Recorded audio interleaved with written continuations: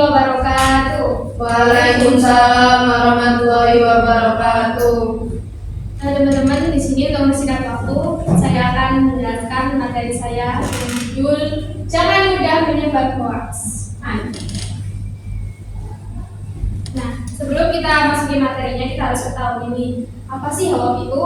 Nah, dia adalah hoax yang bisa dibaca hoax. Tahukah kita apa itu hoax? Secara bahasa, kata hoax berasal dari bahasa Inggris yang berarti tipuan, menipu, berita bohong, berita palsu, atau kabar buruk. Nah, hoax tidak lain adalah berita atau informasi dusta, bohong, dan tidak benar. Hoax telah menjadi sebuah istilah yang begitu akrab di telinga kita hari-hari ini, menyusul maraknya penggunaan media sosial online sebagai sarana dalam menyebarkannya. Dan juga hoax itu mengapa sih penting buat kita bahas? Karena hal ini hoax adalah penyakit masyarakat yang mesti dilenyapkan dan harus kita lawan jika umat ini ingin maju dan bertahan di tengah gelombang fitnah akhir zaman. Dan ketika hoax ini menjadi hal yang lumrah di zaman ini hingga kita kerap sulit untuk menghindar ketika ia datang, nah seorang muslim wajib menyikapinya dengan penyikapan yang benar dan sesuai dengan apa yang telah ditunjukkan dalam syariatnya. Next, yaitu hoax menurut ahli tafsir.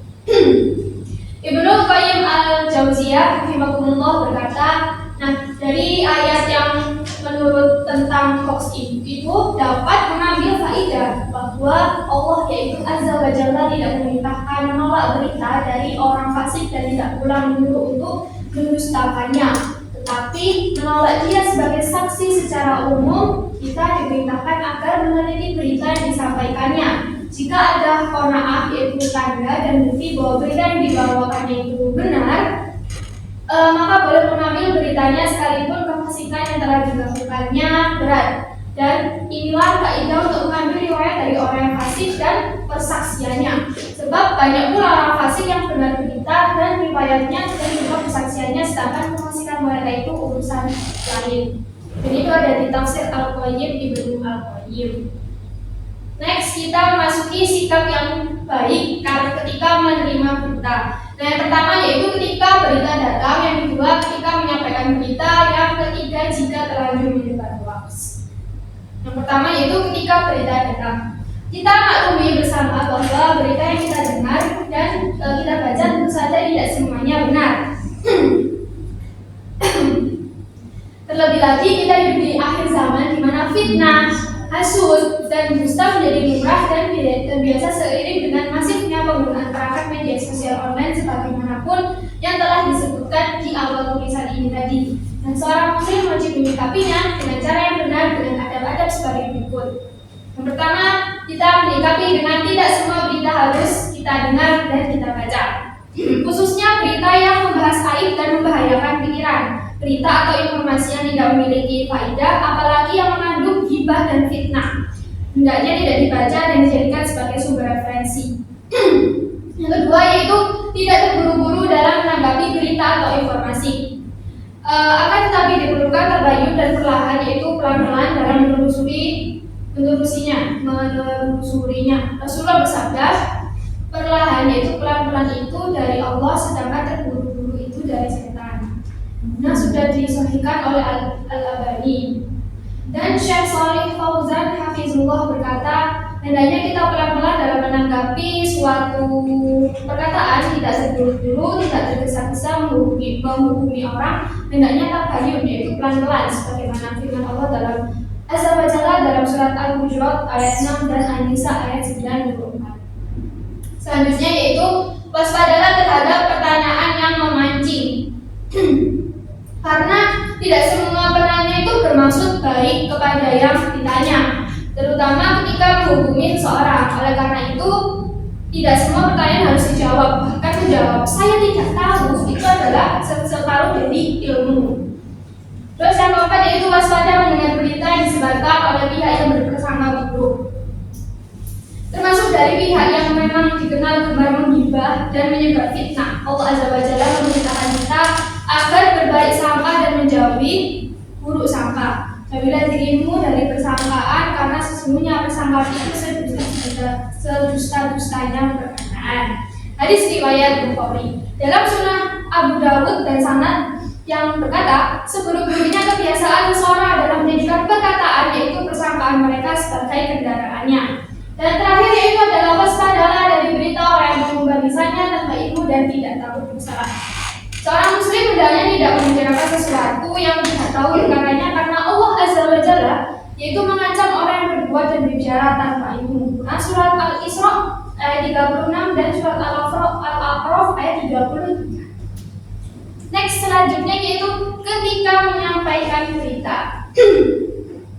Ketahuilah, tidak semua berita atau informasi yang kita terima boleh kita sebarkan. Hal ini karena berita atau informasi tersebut terkadang berasal dari orang yang fasik dan orang yang dengki, bahkan orang yang kafir. Demikian juga berita yang telah terbukti kebenarannya tidak harus kita sebarkan, apalagi jika hal itu membawa bahaya dan keresahan bagi umat. Bukankah menghibah hukumnya tetap haram, walaupun perkataan tentang aib saudaranya itu benar adanya? Hendaknya kita tidak menyebarkan sebuah berita atau informasi yang menjadi hak ulama sunnah dan pemimpin untuk menyampaikannya. Next, yaitu poin yang terakhir jika terlanjur menyebarkan hoax. Yang pertama, ada orang yang melakukan kesalahan tanpa disengaja, dan yang kedua yaitu ketika sudah tersebar di forum atau majelis tertentu.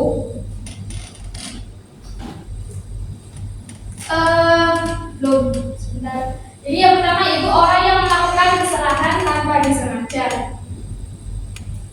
Orang yang melakukan kesalahan tanpa disengaja, maka tidak ada dosa baginya antara dia dengan Allah, dan Allah berfirman, dan tidak ada dosa bagimu terhadap kesalahan yang kamu lakukan tanpa sengaja, tetapi yang ada dosanya apa yang disengaja oleh hatimu. Hadis Quran surat Al-Ahzab ayat 5. Terus yang kedua yaitu ketika sudah tersebar di forum atau sebuah majelis tertentu. Wajib baginya untuk memberikan penjelasan di forum atau majelis yang sama bahwa berita itu dusta dan tidak benar. Hal ini akan kita bisa lepas dari tanggung jawab bagi mereka yang pernah menyebarkan kesesatan, kemudian bertobat, dan dia berkewajiban untuk menjelaskan kepada masyarakat tentang kesesatan yang pernah diajarkan.